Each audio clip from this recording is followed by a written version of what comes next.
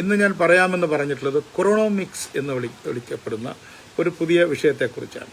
എങ്ങനെയാണ് നമ്മുടെ ജീവനും ജീവിതവും എക്കണോമിക്സിൻ്റെ നിയമങ്ങളുമായി ബന്ധപ്പെട്ട് നിൽക്കുന്നത് എന്നതാണ് പ്രധാനപ്പെട്ട ഒരു കാര്യം. അതിൻ്റെ ഗൗരവമായ വിഷയങ്ങളിലേക്ക് അല്ലെങ്കിൽ റിപ്പോർട്ടുകളിലേക്ക് പോകുന്നതിന് മുമ്പ് എൻ്റെ വായനക്കാർക്ക് ക്ഷമിക്കണം, എൻ്റെ ശ്രോതാക്കൾക്ക് കേൾക്കാനായിട്ടുള്ള ഒരു റിപ്പോർട്ട് ഞാനിവിടെ വയ്ക്കുന്ന അസീം പ്രേംജി യൂണിവേഴ്സിറ്റി നടത്തിയിട്ടുള്ള ഒരു ലൈവ്ലിഹുഡ് സ്റ്റഡിയാണ്.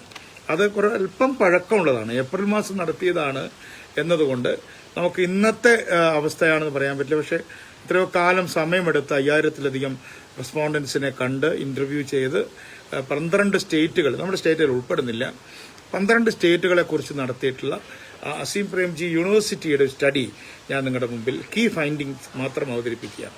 എല്ലാ സ്റ്റേറ്റുകളും ഞാൻ പറയുന്നില്ല. അത് സ്റ്റേറ്റുകൾ മാത്രമല്ല, അവർ പല പട്ടണങ്ങൾ, ഉദാഹരണത്തിന് അഹമ്മദാബാദ്, അജ്മീർ, ബാംഗ്ലൂർ, ഭുവനേശ്വർ, ഡൽഹി, ജയ്പൂർ, പൂനെ തുടങ്ങിയിട്ടുള്ള പട്ടണങ്ങളിൽ കേന്ദ്രീകരിച്ചുകൊണ്ടാണ് അവർ നടത്തിയിട്ടുള്ളത്. അപ്പം അങ്ങനെ അതുകൊണ്ട് ഞാൻ അതിൻ്റെ ഡീറ്റെയിൽസിലേക്ക് പോകുന്നില്ല. കീ ഫൈൻഡിങ്സ്, ഇന്ത്യയിൽ ആകെ എടുക്കുന്ന കീ ഫൈൻഡിങ്സ് എന്താണ് അവർ പറയുന്നത് ചോദിച്ചാൽ, വർക്കേഴ്സ് ലോസ് ദെയർ എംപ്ലോയ്മെന്റ്, ഏപ്രിലെ കണക്കാണ്, 66% ആണ്. എന്ന് വെച്ചാൽ 3-2 പേർക്കും തൊഴിൽ നഷ്ടപ്പെട്ടു. ചേഞ്ച് ഇൻ ഇൻകം നെഗറ്റീവ് 64% പേർക്ക്, 3-2 പേർക്കും ഇൻകം ലോസ് ഉണ്ടായി. Households consuming less than food and four, മുൻപ് കഴിച്ചത്ര ഭക്ഷണം കഴിക്കാത്ത ആളുകൾ 77% പേരാണ് ഇന്ത്യയിൽ. അതുപോലെ തന്നെ households do not have enough money to buy even a week's worth essentials, ഒരാഴ്ചയ്ക്കുള്ള സാധനങ്ങൾ വാങ്ങിക്കാൻ കാശില്ല എന്ന് ഇന്റർവ്യൂ ചെയ്ത ഗവേഷകരോട് പറഞ്ഞ ഹൗസ് ഹോൾഡുകളുടെ എണ്ണം 47%. എന്നുവെച്ചാൽ ഇന്ത്യയിൽ പകുതി ആളുകൾ, ആ സർവേ നടത്തിയതിൻ്റെ ഒരു പ്രൊജക്ഷൻ പറയുകയാണെങ്കിൽ പകുതി ആളുകൾക്കും അടുത്ത ഒരാഴ്ചയ്ക്കുള്ള കാശ് ഇല്ല, ജീവിക്കാനുള്ള കാശില്ല എന്ന് പറയുക. Vulnerable house holds received ration, അതാണ് അതിൽ പോസിറ്റീവായിട്ടൊരു കാര്യം. വൾണറബിൾ ഹൗസ് ഹോൾഡ് എന്ന് പറഞ്ഞാൽ ഒരു 10,000 രൂപ മാസത്തിൽ വരുമാനം കുറവുള്ളവരെയാണ് വൾണറബിൾ അല്ലെങ്കിൽ അപകടകരമായ വരുമാനമുള്ളവർ എന്ന് വിളിക്കുന്നത്. അതിൽ 77% പേർക്കും റേഷൻ കിട്ടിയിട്ടുണ്ട് എന്നത് നല്ലൊരു കാര്യമാണ്. അതുപോലെ തന്നെ 49% പേർക്കും കാഷ് ട്രാൻസ്ഫറിന്റെ ആനുകൂല്യങ്ങൾ, ഈ തരത്തിൽ അവിടെ എന്തെങ്കിലുമൊക്കെ ഒരു ആനുകൂല്യം കിട്ടിയവരായിട്ടുണ്ട്. പക്ഷേ അത് തുച്ഛമായിരുന്നു എന്നുകൂടെ ഈ സർവേ കാണിക്കുന്നുണ്ട്. അപ്പോൾ കൊറോണോമിക്സിന്റെ ഒരു ആദ്യ രൂപം ഞാൻ നിങ്ങളുടെ മുമ്പിൽ അവതരിപ്പിച്ച് കഴിഞ്ഞു. എങ്ങനെയാണ് കൊറോണ നമ്മുടെ രാജ്യത്തെ ജീവിതത്തെ ബാധിച്ചത്, ലൈവ്ലിഹുഡ്, ജീവനെ ബാധിച്ചത് എങ്ങനെയാണ് നമ്മൾ നേരത്തെ നോക്കി, ജീവിതത്തെ എങ്ങനെയാണ് ബാധിച്ചത് എന്ന് നമ്മൾ നോക്കുകയുണ്ടായി. ഒപ്പം തന്നെ ഞാൻ അതിലേക്ക് പോകുന്നതിന് മുമ്പ് അന്താരാഷ്ട്ര തലത്തിലുള്ള ഒരു വിശദമായ ഒരു പഠനം, അടുത്ത കുറച്ച് അല്പം പഴക്കമുള്ള ഒരു റിപ്പോർട്ടാണ്, ആഗസ്റ്റ് മാസത്തിലെ റിപ്പോർട്ടാണ്. ആഗസ്റ്റ് 20 എന്ന് പറയുമ്പോൾ വളരെ പഴക്കമുള്ളതല്ല. ലോകത്തെമ്പാടും നടക്കുന്ന ഇക്കണോമിക് ആക്ടിവിറ്റിയെ റിസഷൻ ഉണ്ടോ ഇല്ലയോ എന്ന രീതിയിൽ നോക്കുന്ന ഒരു ചിത്രമാണ്. ഇന്ത്യൻ എക്സ്പ്രസ് വളരെ വിശദമായിട്ട് അത് ഇത്തരത്തിലുള്ള ഒരു വിപുലമായ ഒരു ചിത്രമായിട്ട് കൊടുത്തിട്ടുണ്ട്. അത് നിങ്ങൾക്ക് കാണാവുന്നതാണ്. 20-ാം തീയതിയിലെ, ഓഗസ്റ്റ് മാസം 20-ാം തീയതിയിലെ ഇന്ത്യൻ എക്സ്പ്രസ്സിലാണ് അത് കൊടുത്തിരിക്കുന്നത്. അപ്പം എന്താണ് റിസഷൻ എന്നുള്ളത് നമ്മൾ ആദ്യം മനസ്സിലാക്കണം. നമ്മൾ മാന്ദ്യം എന്നൊക്കെ പറയുന്നത് കഴിഞ്ഞ ആഴ്ച മാന്ദ്യമായിരുന്നു ഒന്നും സാങ്കേതികമായിട്ട് പറയാൻ പാടില്ല. റിസഷൻ എന്ന് പറയുന്നത് at its simplest, a recession is a period during which a country's economic output measured by GDP shrinks. General global convention, though a few institutions may have more nuanced conditions defined a recession as 2 consecutive quarters of declining GDP. എന്ന് പറഞ്ഞാൽ recession എന്ന് പറഞ്ഞാൽ പൊതുവിൽ GDP shrink ചെയ്യലാണ് ഒന്ന്. പക്ഷെ ടെക്നിക്കലായിട്ട് ഒരു രാജ്യം റിസഷണറി ആയി തീർന്നിരിക്കുന്നു, റിസഷനിൽ മാന്ദ്യത്തിലായിരിക്കുന്നു എന്ന് ഡിക്ലെയർ ചെയ്യണമെങ്കിൽ 2 ക്വാർട്ടറുകളിൽ തുടർച്ചയായി, ഒരു ക്വാർട്ടർ പോരാ, 2 ക്വാർട്ടറിൽ തുടർച്ചയായി GDP ഗ്രോത്ത് റേറ്റ് നെഗറ്റീവായാൽ മാത്രമേ നമ്മൾ ആ രാജ്യത്തെ റിസഷൻ എന്ന് സാങ്കേതികമായി ഇക്കണോമിക്സിന്റെ ഭാഷയിൽ വിളിക്കുള്ളൂ. ഞാനിന്ന് കൊറോണോമിക്സ് എന്നുള്ള പറയുന്നുണ്ട്. കുറച്ച് നമ്മുടെ പൊതു രാഷ്ട്രീയ പ്രവർത്തകർക്കൊക്കെ അല്പം ബോറായിട്ട് എനിക്ക് തോന്നുമെന്ന് എനിക്കറിയാമെങ്കിൽ പോലും ഞാനൊരല്പം സാങ്കേതികമായിട്ടാണ് പറയുന്നത്. അതിൽ എന്നോട് നിങ്ങൾ ക്ഷമിക്കണം, അത് പറയാതിരിക്കാൻ കഴിയില്ല. അങ്ങനെ നോക്കുന്ന സമയത്ത് എല്ലാ രാജ്യങ്ങളുടെയും കണക്കൊന്നും ഇതിലും കൊടുത്തിട്ടില്ലെങ്കിൽ പോലും 3 രാജ്യങ്ങളാണ് നോട്ട് സ്റ്റിൽ ഇൻ റിസഷൻ. ഇതുവരെ റിസഷനിൽ ആയിട്ടില്ല എന്ന് വെച്ചാൽ നെഗറ്റീവ് ഗ്രോത്തിലേക്ക് പോയിട്ടില്ല എന്നല്ല, പക്ഷേ റിസഷനിലേക്ക് പോയിട്ടില്ല എന്ന് അന്ന് ഇന്ത്യൻ എക്സ്പ്രസ് പറഞ്ഞത്. ഒന്ന് റഷ്യയാണ്. കാരണം ആദ്യത്തെ ക്വാർട്ടറിൽ 6 മാസമാണല്ലോ ഇപ്പോൾ കഴിഞ്ഞത് ഈ കൊറോണോമിക്സിന്റെ കാര്യത്തിൽ 2 ക്വാർട്ടറാണ്, 2-3 മാസമുള്ള കാലമാണ് കടന്നുപോയത്. അതുകൊണ്ട് റഷ്യക്ക് ആദ്യത്തെ 3 മാസത്തിൽ 1.6 ഉണ്ടായിരുന്നു, അപ്പോൾ നെഗറ്റീവ് അല്ല. ചൈനയ്ക്ക് ആദ്യത്തെ 3 മാസത്തിൽ -6 ആയിരുന്നു, കാരണം അവർക്ക് നേരത്തെ കൊറോണ തുടങ്ങിയല്ലോ. പക്ഷെ പിന്നത്തെ 3 മാസത്തിൽ +3 വന്നതുകൊണ്ട് അവരെ രക്ഷപ്പെട്ടു നിൽക്കുകയാണ്. അതുപോലെ ഇന്ത്യ ആദ്യത്തെ 3 മാസത്തിൽ 3% എന്നാണ് അടയാളപ്പെടുത്തിയിട്ടുള്ളത്. ചൈനയുടെ കണക്കുകൾ നമുക്ക് അത്ര നല്ല കൊള്ളാവുന്ന ആളുകളല്ല കണക്ക് പറയുന്ന കാര്യത്തിൽ അവരെന്നുള്ളത് ഞാൻ വളരെ സമയമെടുത്തൊരിക്കൽ ഇവിടെ ഇതിൽ പറഞ്ഞിട്ടുള്ളതാണ്. അവരുടെ പല പല തട്ടിപ്പുകളെക്കുറിച്ചും അവരുടെ പേര് വെച്ച് ഞാൻ പറഞ്ഞിട്ടുണ്ട്. അതിൽ നേതൃത്വം കൊടുത്തുള്ള ഇന്നത്തെ ചൈനീസ് പ്രധാനമന്ത്രി ഷീ തന്നെയാണ്.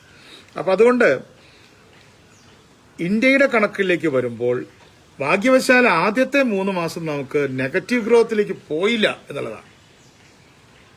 ആദ്യത്തെ 3 മാസം പോവാത്തതുകൊണ്ട് പിന്നത്തെ 3 മാസം വൻ നെഗറ്റീവ് ഗ്രോത്തിലേക്ക് കഴിഞ്ഞ ഓഗസ്റ്റ് 20-ന് 16 എന്നാണ് നെഗറ്റീവ്, -16 എന്നാണ് പറഞ്ഞെങ്കിൽ ഇപ്പോൾ 2 ദിവസം മുമ്പ് ഇന്ത്യയിലെ പല പ്രധാന പത്രങ്ങൾ, പ്രത്യേകിച്ചും ഡൽഹി ഇന്ത്യൻ എക്സ്പ്രസ് കഴിഞ്ഞ തിങ്കളാഴ്ചയിലെ പത്രത്തിൽ പറഞ്ഞത് -23 അല്ലെങ്കിൽ 24 എന്ന് വെച്ചാൽ ഇന്ത്യ കണ്ടിട്ടുള്ളതിൽ വെച്ച് ഏറ്റവും വലിയൊരു റിസഷൻ അല്ല, നെഗറ്റീവ് ഗ്രോത്ത് ഉണ്ടായിരിക്കും. എന്നാലും ടെക്നിക്കലി 2 തവണയും വന്നില്ല എന്നുള്ളതുകൊണ്ട് തൽക്കാലം ആശ്വസിക്കാമെന്നല്ലാതെ പ്രത്യേകിച്ച് ഗുണമൊന്നും ഉണ്ടാവും എന്നെനിക്ക് തോന്നുന്നില്ല. നമുക്കിപ്പോൾ 5 ട്രില്യൺ എക്കോണമി ആവുന്നൊക്കെയാണ് നമ്മുടെ നിർമ്മല സീതാരാമൻ അത് കയ്യിൽ നിന്നിട്ട് അങ്ങ് പറഞ്ഞു എന്ന് മാത്രമേ ഉള്ളൂ.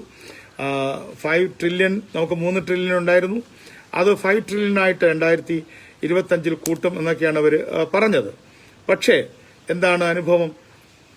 ഈ കഴിഞ്ഞ വർഷത്തെ GDP-യിൽ നിന്ന് ഏതാണ്ട് 1/4 ഭാഗം കുറയാണ്. വാസ്തവത്തിൽ ഒരു 10-12% വെച്ച് കൂടിയാൽ മാത്രമേ നമുക്ക് 5 ട്രില്യണിലേക്ക് എത്തുള്ളൂ. 5 ട്രില്യൺ നമ്മൾ വളരെ ഗൗരവമായി എടുത്തിട്ടുള്ളൊരു കാര്യമല്ല അവരുടെ പ്രസംഗത്തിന്റെ അടിസ്ഥാനത്തിൽ. പക്ഷേ നമുക്കിപ്പോൾ നെഗറ്റീവ് ഗ്രോത്ത് എന്ന് പറയുന്ന നമുക്ക് പരിചയമില്ലാത്ത ഒരു ഗ്രോത്ത് പാറ്റേണിലേക്ക് ഇന്ന് ലോകം പോയി. മറ്റ് രാജ്യങ്ങളെക്കുറിച്ച് ഞാൻ ഈ കൊറോണോമിക്സിന്റെ കാലത്ത് പറയാം. ജർമ്മനി റിസഷനിലേക്ക് പോയിരിക്കുകയാണ്. ജർമ്മനി റിസഷനിലേക്ക് പോകാന്ന് പറഞ്ഞാൽ യൂറോപ്പിന്റെ ഒരു ഗ്രോത്ത് ഇഞ്ചനാണ് ജർമ്മനി. അവര് -2, -11, ആദ്യത്തെ 3 മാസം -2, പിന്നത്തെ -11. യുണൈറ്റഡ് കിങ്ഡം നമ്മളെയൊക്കെ ഭരിച്ച ഒരു രാജ്യമാണല്ലോ, അവർ ആദ്യം -2-ൽ പോയിട്ട് അവർ സെക്കൻഡ് ക്വാർട്ടറിലേക്ക് വന്നപ്പോൾ -20-ലേക്ക് അവർ പോയിരിക്കുകയാണ്. അതുപോലെ തന്നെ നമുക്കപ്പോൾ എല്ലാവരും എന്താണ് US ആണല്ലോ, അമേരിക്ക തുമ്മിയാൽ ലോകം ചുമയ്ക്കും എന്നാണ് പണ്ട് പറഞ്ഞിരുന്നത്. ഇപ്പോൾ അവർക്ക് ശരിക്കുള്ള തുമ്മലും ജലദോഷവും പനിയും ശ്വാസം മുട്ടും ഒക്കെ വന്നവർ ശരിക്കും ശ്വാസം മുട്ടുകയാണ്. അപ്പോൾ എന്താണ് സംഭവിച്ചിരിക്കുന്നത്? -5-ൽ നിന്ന് -32, അതാണ് US-ന്റെ GDP ഗ്രോത്ത് റേറ്റിന്റെ കണക്ക്. ബ്രസീൽ നമ്മുടെ ബ്രിക് രാജ്യം എന്ന നിലയ്ക്ക് പ്രാധാന്യമുള്ളതാണ്. -1.5-ൽ നിന്ന് -8.1-ലേക്ക് താഴ്ന്നിരിക്കുന്നു. ഞാൻ സിംഗപ്പൂരും മലേഷ്യയും ഒന്നും പറയുന്നില്ല. മലേഷ്യ റിസഷനിലല്ല ടെക്നിക്കലി, കാരണം അവർക്ക് 0.7% ഗ്രോത്ത് ഉണ്ടായിരുന്നു. സിംഗപ്പൂർ ഒരു ചെറിയ സ്റ്റേറ്റാണ്, -12-ലാണ് ഇപ്പോൾ നിൽക്കുന്നത്. ഇന്തോനേഷ്യ പറഞ്ഞതുപോലെ റിസഷനിലല്ലാന്ന് സാങ്കേതികമായിട്ട് പറയാം, പക്ഷെ അതൊന്നും നമ്മുടെ ലോക സമ്പദ്ഘടനയെ ബാധിക്കുന്ന കാര്യമല്ല എന്നുള്ളതുകൊണ്ട് ഞാൻ കൂടുതൽ രാജ്യങ്ങളുടെ കണക്കിലേക്ക്. പക്ഷെ ജപ്പാൻ, അത് പറയാൻ ഞാൻ വിട്ടുപോയതാണ്. ജപ്പാനും സൗത്ത് കൊറിയയും, ജപ്പാന്റെ സ്ഥിതി വളരെയധികം ശ്രദ്ധിച്ച് പഠിക്കേണ്ടതാണ്. ആദ്യത്തെ ക്വാർട്ടറിൽ ജപ്പാൻ -2-ൽ നിന്ന് രണ്ടാമത്തെ ക്വാർട്ടറിലേക്ക് -27.8 എന്ന് പറഞ്ഞാൽ -28%-ലേക്ക് അമേരിക്കയെ പോലെ തന്നെ ഏതാണ്ട് 30%-ലേക്ക് അവരും നെഗറ്റീവ് ഗ്രോത്തിലേക്ക് പോവുകയാണ്. അപ്പോൾ നമുക്ക് United kingdom, Japan, Germany, US തുടങ്ങിയിട്ടുള്ള പ്രധാനപ്പെട്ട രാജ്യങ്ങൾ അവരെല്ലാം പുറകോട്ട് പോവുകയാണ്. അപ്പോൾ ഇതാണ് കൊറോണോമിക്സിന്റെ ഒരു പ്രധാനപ്പെട്ട അവതരണം. അല്ലെങ്കിൽ എന്താണ് കൊറോണോമിക്സ് എന്ന് ചോദിച്ചാൽ, എന്താണ് കൊറോണോമിക്സിന്റെ സ്റ്റാറ്റിസ്റ്റിക്സ് എന്ന് ചോദിച്ചാൽ, ഞാൻ ആവശ്യത്തിലധികം സമയമെടുത്തുകൊണ്ട് അത് പറഞ്ഞു എങ്കിൽ പോലും കൊറോണോമിക്സിന്റെ ബേസിക് പോയിന്റുകൾ ഞാനിന്ന് പറയാൻ ആഗ്രഹിച്ചത് കേവലമായ കണക്കുകൾ മാത്രമല്ല.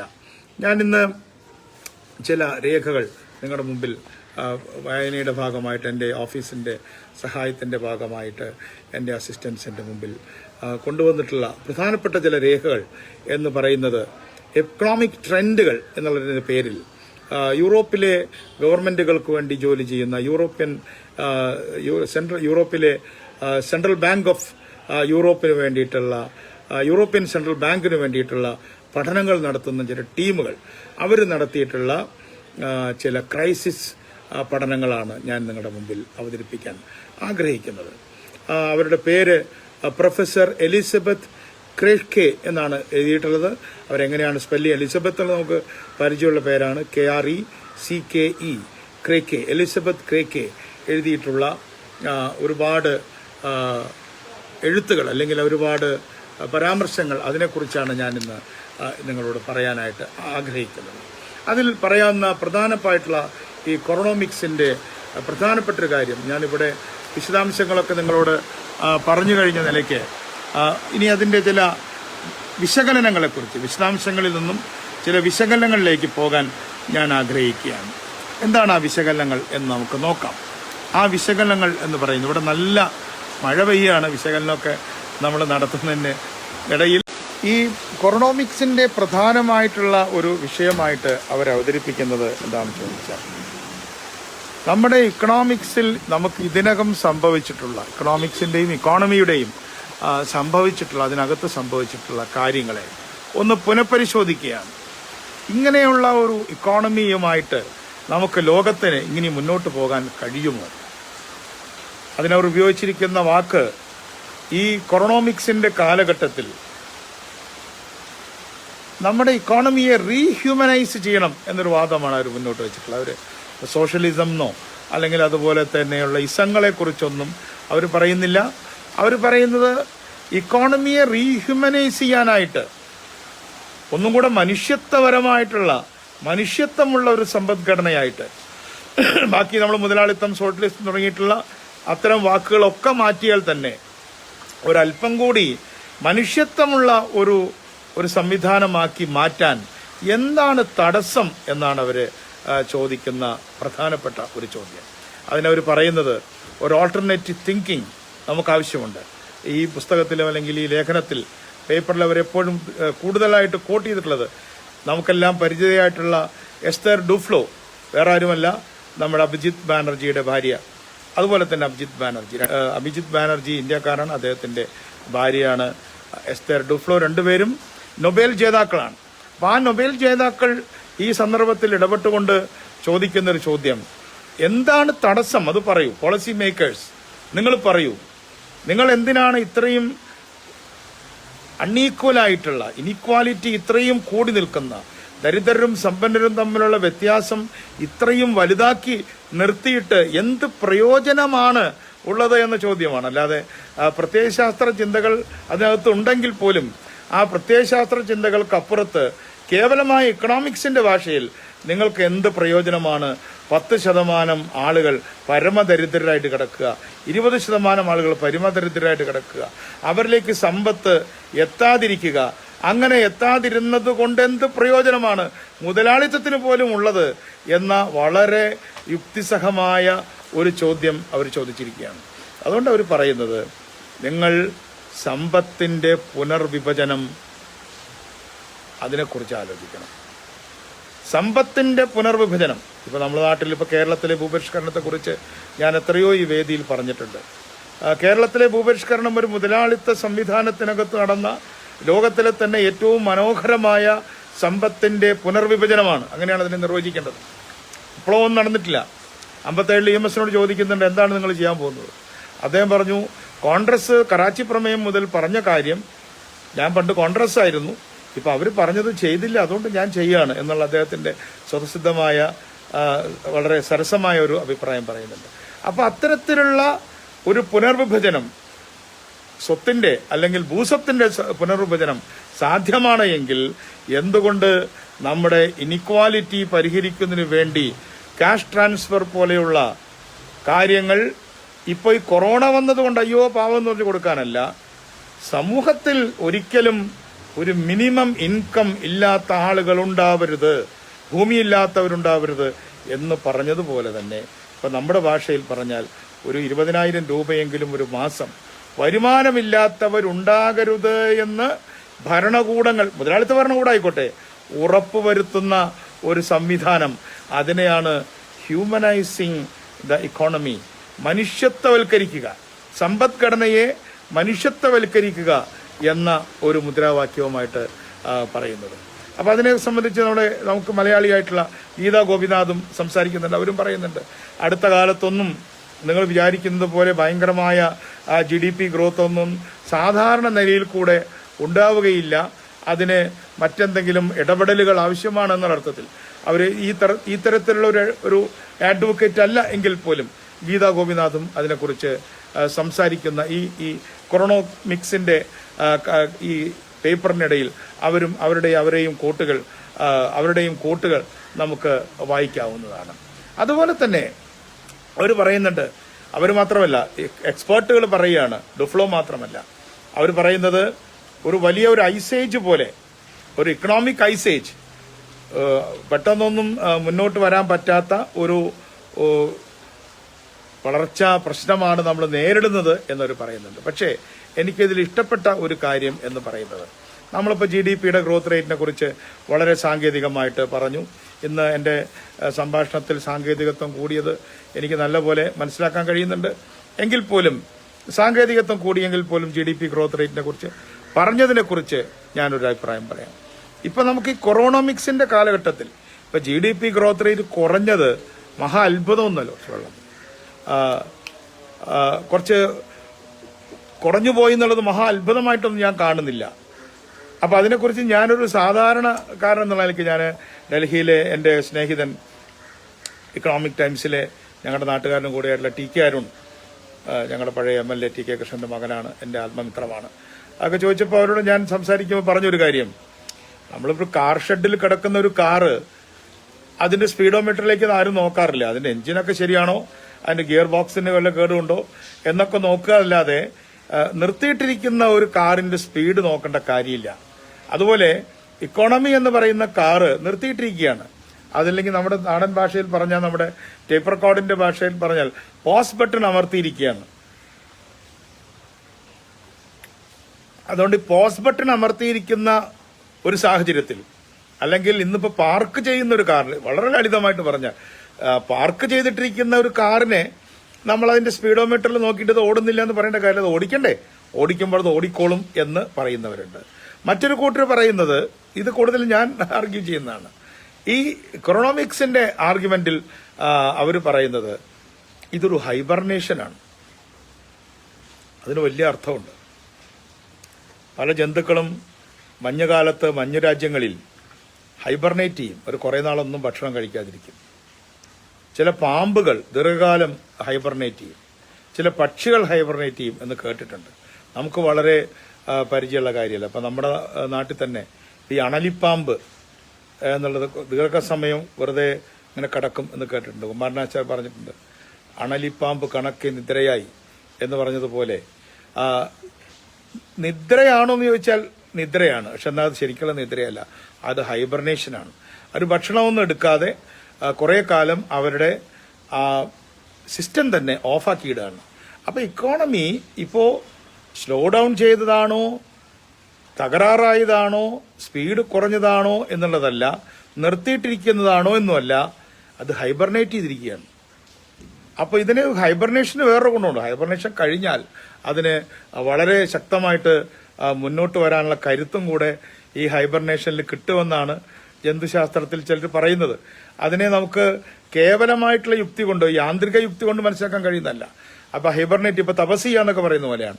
അപ്പൊ തപസ് ചെയ്താൽ കൂടുതൽ ശക്തി കിട്ടുമെന്ന് പറയാറില്ലേ കഥയിൽ എന്ന് പറഞ്ഞതുപോലെ, ഇക്കോണമി ഹൈബർനേറ്റ് ചെയ്തിരിക്കുകയാണെങ്കിൽ ഈ ഹൈബർനേഷനിൽ നിന്ന് എന്തെങ്കിലും ബോധോദയം അതാണല്ലോ ഈ ഡീഹ്യൂമനൈസ് ചെയ്തിട്ടുള്ള ഒരു ഇക്കോണമി ഹൈബർനേഷനിൽ കൂടെ ബുദ്ധന് ബോധോദയം ഉണ്ടായതുപോലെ ഇനിയുള്ള കാലത്ത് ഇങ്ങനെ പോയാൽ പറ്റില്ല എന്ന രീതിയിൽ ഒരു ബോധോദയം ഉണ്ടാകുമോ എന്ന് ചിന്തിക്കുന്ന ചില ആളുകളും ഉണ്ട് എന്ന് പറയാൻ ഞാൻ ഈ സന്ദർഭം ഉപയോഗപ്പെടുത്തുകയാണ്.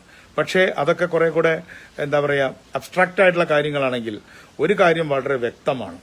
ഇക്കോണമി ഇനി തിരിച്ചു വരണമെങ്കിൽ നമ്മുടെ പണ്ടത്തതുപോലെയുള്ള ഭരണകൂടത്തിന്റെ ഈ കടമെടുക്കുമ്പോൾ ഉണ്ടാകുന്ന ചില ഓർത്തഡോക്സ് ചിന്താഗതികൾ നമ്മളിപ്പോഴും ഫിസ്ക്കൽ ഡെഫിസിറ്റ് എന്ന് ഞാൻ തന്നെ എത്രയോ തവണ പറഞ്ഞിട്ടുള്ളതുകൊണ്ട് എൻ്റെ സ്നേഹിതന്മാർക്കെങ്കിലും ഇത് ഓർമ്മയുണ്ടാവും.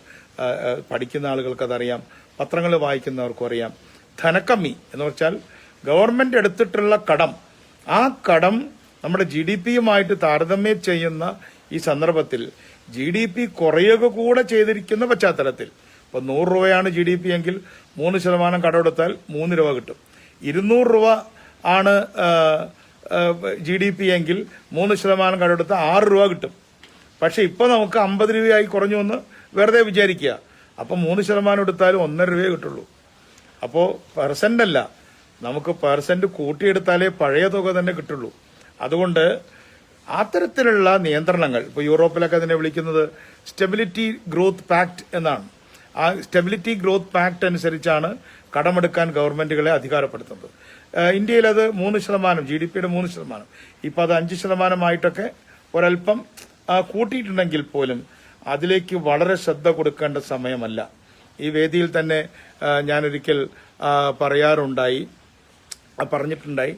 അത് വേറൊന്നുമല്ല, നമ്മളിനിയിപ്പോൾ ഈ കടമെടുക്കണം എന്ന് പറയുന്നതിനേക്കാൾ ഉപരി നോട്ട് തന്നെ പുതുതായി കുറച്ച് അടിക്കുക.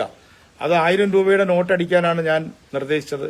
ഞാൻ അങ്ങനെ നിർദ്ദേശിക്കാനുള്ള അധികാരം ഉണ്ടായിട്ടുള്ള ആളോ അല്ലെങ്കിൽ അതുപോലെ അറിവുണ്ടായിട്ടുള്ള ആളോ ആയിട്ടല്ല എങ്കിൽ പോലും നമ്മുടെ 1000-ന്റെ നോട്ട്, നമുക്ക് പരിചയമുള്ള 1000-ന്റെ നോട്ട് കുറെ ലക്ഷം കോടികൾ നമ്മൾ അടിക്കുകയാണ് എങ്കിൽ ഇൻഫ്ലേഷൻ വരുന്ന സമയത്ത് ഈ നോട്ടിനെ കൊണ്ടുള്ള അപകടം, ഇക്കോണമി വീണ്ടും സ്റ്റാർട്ടായി കാർ ഓടാൻ തുടങ്ങുന്ന സമയത്ത് അത് ഇൻഫ്ലേഷനിലേക്ക് പോവുകയാണ് എങ്കിൽ നമുക്കതിനെ വീണ്ടും പിൻവലിച്ച് ഡിമോണിറ്റൈസ് ചെയ്യാം. അടിച്ചത് മാത്രം ഡിമോണിറ്റൈസ് ചെയ്താൽ മതി. അപ്പോൾ അത് ഡിമോണിറ്റൈസ് ചെയ്യപ്പെടാൻ പോകുന്ന ഒരു നോട്ടാണെന്ന ബോധം ആളുകൾക്കുണ്ടെങ്കിൽ അത് ആരും ശേഖരിച്ചു വെക്കുകയോ വീട്ടിനടിയിൽ സൂക്ഷിച്ചു വെക്കുകയോ ഒന്നും ചെയ്യില്ല.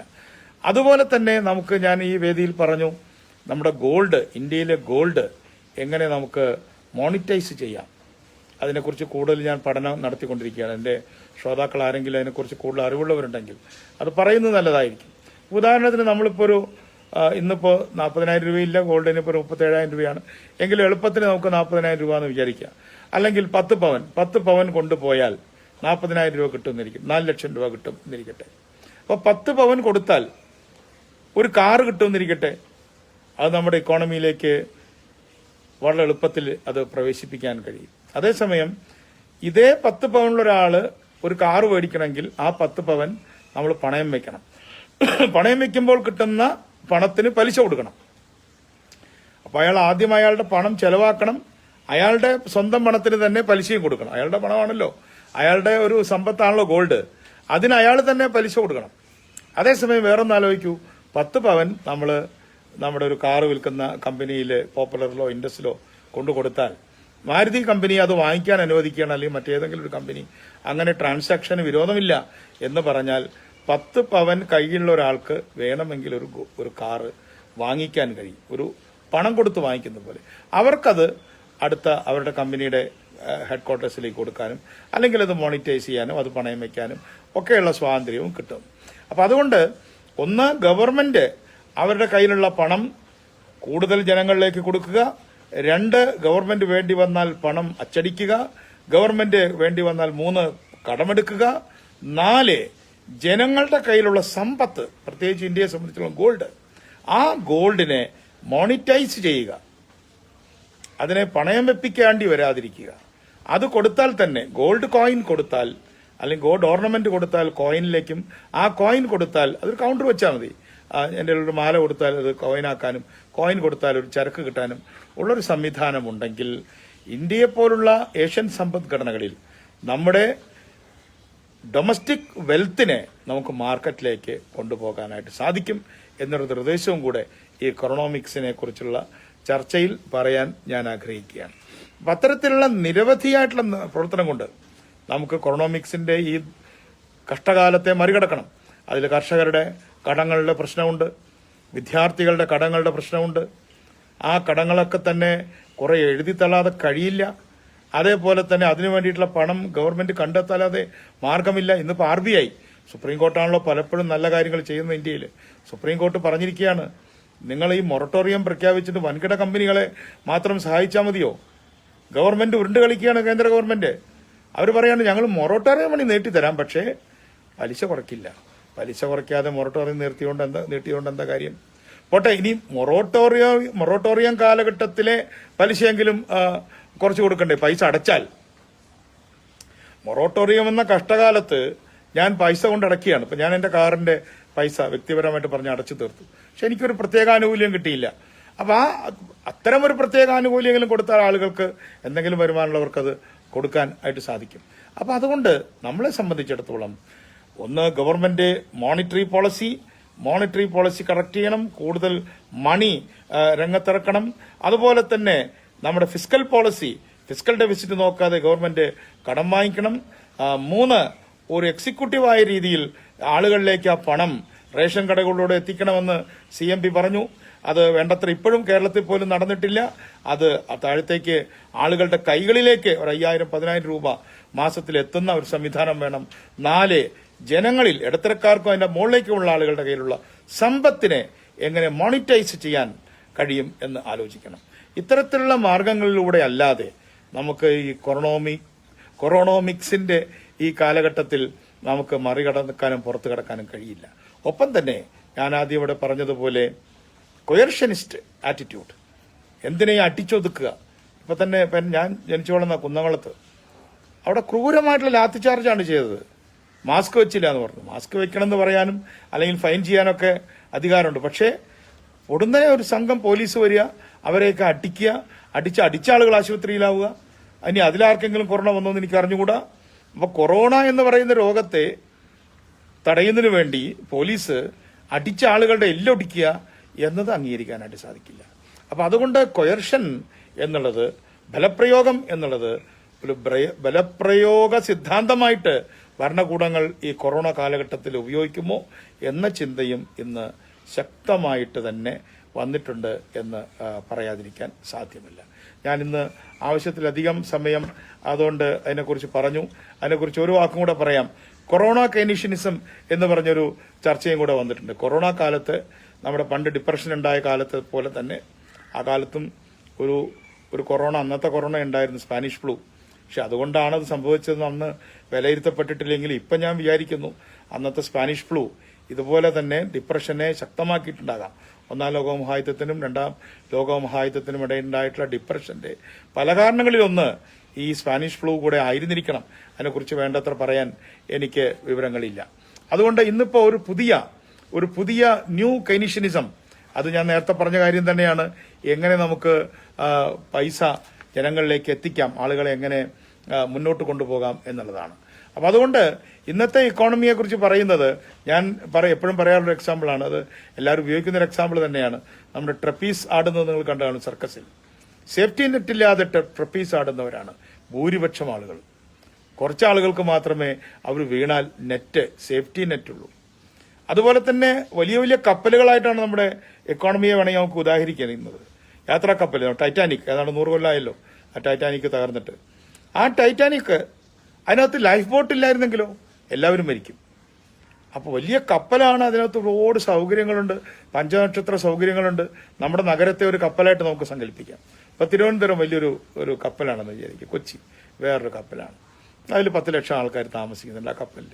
പക്ഷെ കപ്പൽ കടലിൽ ആടി ഉലഞ്ഞാൽ ഒന്ന് ചാടി രക്ഷപ്പെടാൻ ഒരു തോണി പോലും ആ കപ്പലിൽ ഇല്ലെങ്കിൽ ആളുകൾ മരിക്കും. അപ്പൊ കപ്പൽ മഹാത്ഭുതമാണെങ്കിലും രക്ഷപ്പെടാൻ പരമ്പരാഗതമായ നമ്മുടെ തോണി ആവശ്യമുണ്ട്, ലൈഫ് ബോട്ട്. അതുകൊണ്ട് ടൈറ്റാനിക്കിൽ നിന്നും കുറെ ആൾ രക്ഷപ്പെട്ടത് ഈ തോണിയിൽ കയറിയിട്ടാണ്. കപ്പലുണ്ടായിട്ട് കാര്യമില്ല. കപ്പലിന് ഓട്ട വീണാൽ ഓട്ടയില്ലാത്ത തോണിയാണ് കടലിൽ മനുഷ്യനെ രക്ഷിക്കുക. അതുകൊണ്ട് നമ്മുടെ പുതിയ ഇക്കോണമി നമ്മൾ കെട്ടിപ്പടുക്കുമ്പോൾ ഹൈബർനേറ്റ് ചെയ്യുന്ന ഇന്നത്തെ ഇക്കോണമി, അല്ലെങ്കിൽ സ്ലോ ഡൗൺ ചെയ്യുന്നു എന്ന് പറയുന്ന ഇക്കോണമി, അത് പുറത്തേക്ക് വരുമ്പോൾ എത്ര അധികം ലൈഫ് ബോട്ടുകൾ ഉണ്ടായിരിക്കും. എത്ര യാത്രക്കാർക്ക് ഒരു ലൈഫ് ബോട്ട് ഉണ്ട് എന്നുള്ളതായിരിക്കും ഒരു കപ്പലിന്റെ ലക്ഷറിയേക്കാളും ഏറ്റവും പ്രധാനപ്പെട്ട ഇൻഡിക്കേറ്റർ. ഈ കപ്പലിൽ എല്ലാവർക്കും എയർ കണ്ടീഷൻ ഉണ്ട്, എല്ലാവർക്കും പഞ്ചനക്ഷത്ര ഭക്ഷണമുണ്ട് എന്ന് പറയുന്നത് പോലെ തന്നെ 3 പേർക്ക് പോവാൻ ഒരു ലൈഫ് ബോട്ട് ഉണ്ട് എന്ന് പറയുന്നതായിരിക്കും ആ കപ്പലിന്റെ നല്ല സൂചകമായിട്ട് ഭാവിയിൽ മാറാൻ പോകുന്നത്. അതുകൊണ്ട് റവല്യൂഷണറി ടാക്സേഷൻ, അതിന് വിളിക്കുന്നൊരു പേരാണ് റോബിൻഹുഡ് ടാക്സേഷൻ. റോബിൻഹുഡ് ഇംഗ്ലണ്ടിലെ ഒരു കാട്ടിൽ, നോട്ടിംഗം എന്ന് പറയുന്ന ഒരു പ്രദേശത്ത് ഒരു കാട്ടിൽ ജീവിച്ച ഒരു മോഷ്ടാവായിരുന്നു. നമ്മുടെ കായംകുളം കൊച്ചിനിക്ക് ഏതാണ്ട് അതിന്റെ ചായയുണ്ട്. അദ്ദേഹം ആളുകളുടെ കയ്യിൽ നിന്നും പണം വാങ്ങി പാവപ്പെട്ടവർക്ക് കൊടുക്കുമായിരുന്നു. ഞാൻ നോട്ടിംഗാമിൽ പോയിട്ടുണ്ട്, എൻ്റെ മകൾ അവിടെ പഠിച്ചിട്ടുണ്ട്. അവിടെ ഈ റോബിൻഹുഡിന്റെ ഒരു പ്രതിമ അവിടെ വെച്ചിട്ടുണ്ട്. നമ്മൾ കായംകുളം കൊച്ചുണ്ണിയുടെ ഒരു പ്രതിമ നോക്കുകയാണെങ്കിൽ വെക്കാവുന്നതാണ്. അപ്പോൾ ആ നോട്ടിംഗാമിലെ കാട്ടിൽ ആളുകളെ പിടിച്ചു പറിച്ചുകൊണ്ട്, പണക്കാരെ പിടിച്ചു പറിച്ചുകൊണ്ട് പാവങ്ങളെ സഹായിച്ച റോബിൻഹുഡിന്റെ പേരിലാണ് റോബിൻഹുഡ് ടാക്സ് എന്ന് ഇന്ന് യൂറോപ്പിൽ പരക്കെ പറയുന്ന, ഇന്ത്യയിലും എല്ലാ ആളുകൾ പറയുന്ന ടാക്സേഷൻ. അതുകൊണ്ട് വെൽത്ത് ടാക്സ്, ഇൻകം ടാക്സ് മാത്രമല്ല, വെൽത്ത് ടാക്സ്, ആ ടാക്സിൽ കൂടെ മാത്രമേ നമുക്ക് ഈ പറഞ്ഞ ഇനീക്വാലിറ്റി കുറയ്ക്കാനായിട്ട് സാധിക്കുകയുള്ളൂ. അപ്പം അതുകൊണ്ട് നമുക്ക് വളരെയധികം മുന്നോട്ട് പോകേണ്ടതായിട്ടുണ്ട്. അതിനിടയിൽ നമ്മുടെ ആപ്പിൾ എന്നുള്ള കമ്പനി, ആ കമ്പനി തന്നെ 2 ദിവസം കൊണ്ട് വൻപിച്ച ഒരു തകർച്ചയിലേക്ക് പോയി എന്നതിന്റെ കണക്കുകൾ നമ്മൾ കണ്ടു. $180 ബില്യൺ കുറവ് ആപ്പിളിന് ലോസ് ഉണ്ടായി.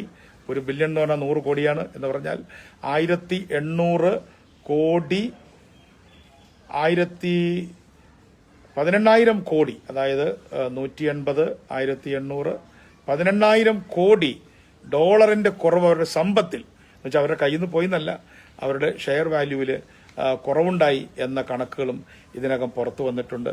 അതുകൊണ്ട് നമ്മളെ സംബന്ധിച്ചിടത്തോളം ഈ തരത്തിൽ ഞാൻ നേരത്തെ പറഞ്ഞ 4 ഘടകങ്ങളിലൂടെ നമ്മുടെ സമ്പദ്ഘടനയെ നിലനിർത്തണം. കർഷക തൊഴിലാളികളെ, സാധാരണക്കാരെ, പാവപ്പെട്ട തൊഴിലാളികളെ, നമ്മുടെ കൺസ്ട്രക്ഷൻ വർക്കിന് പോകുന്ന ആളുകളെ, അതുപോലെ മറ്റ് കാര്യങ്ങളൊന്നും ഇല്ലാത്തവരെ, അവർക്കൊക്കെയുള്ള സേഫ്റ്റി നെറ്റ് നെയ്യാനുള്ള സമയമാണ്. അവർക്ക് കേവലം റേഷൻ കടയിൽ കൂടെ 2000 കൊടുക്കുകയല്ല, അവർക്ക് ഇനി ഇതല്ല ഇതിനേക്കാൾ അപ്പുറമുള്ള ഒരു ആപത്ത് വന്നാൽ പോലും അവർക്കെല്ലാം രക്ഷപ്പെടാനുള്ള ബോട്ടുകൾ, അതുപോലെ തന്നെ അവർ വീണാലും കയ്യോ കാലോ തലയോ ഒടിയാത്ത സേഫ്റ്റി നെറ്റുകൾ ഉണ്ടാക്കാനുള്ള ഒരു കാലം. അതിനെയാണ് ഇപ്പൊ പുതിയൊരു പേരിട്ട് ഇന്നത്തെ ചർച്ചകളിൽ പറയുന്നത് ഡീ ഗ്ലോബലൈസേഷൻ. ഗ്ലോബലൈസേഷൻ ഒരു ചീത്ത കാര്യമാണ് എന്ന അർത്ഥത്തിലാണ് പറയുന്നത്. അതുകൊണ്ട് ആ പേര് ഞാൻ നിങ്ങളെ പരിചയപ്പെടുത്തുന്നു മാത്രമേ ഉള്ളൂ. Deep globalisation, ആഗോളവൽക്കരണത്തിന്റെ തിരിച്ചിടുക. ആഗോളവൽക്കരണത്തെ തിരിച്ചിട്ടാൽ കിട്ടുക ദേശീയവൽക്കരണമാണ്. അങ്ങനെയുള്ളൊരു തിരിച്ചിടലല്ല. ആഗോളവൽക്കരണ കാലഘട്ടത്തിൽ എടുത്തിട്ടുള്ള ദോഷകരമായ നയങ്ങൾ, ആ നയങ്ങളെ തിരിച്ചിടുക എന്ന അർത്ഥത്തിലാണ്. അല്ലാതെ ആഗോളവൽക്കരണത്തെ തിരിച്ച് നാഷണൽ വൽക്കരണമായതുകൊണ്ട് മാത്രം ആ കാര്യമുണ്ടെന്ന് തോന്നുന്നില്ല. പക്ഷേ ഇതെല്ലാം ചെയ്യണമെങ്കിൽ മറ്റൊരു വാക്കുകൂടെ ഇന്ന് പുതുതായിട്ട് വന്നിട്ടുണ്ട്. അത് വേറൊന്നുമല്ല, അത് കൂട്ടായ പ്രവർത്തനത്തിനുള്ള കപ്പാസിറ്റി എന്നുള്ള അർത്ഥത്തിലാണ് അത് വന്നിട്ടുള്ളത്.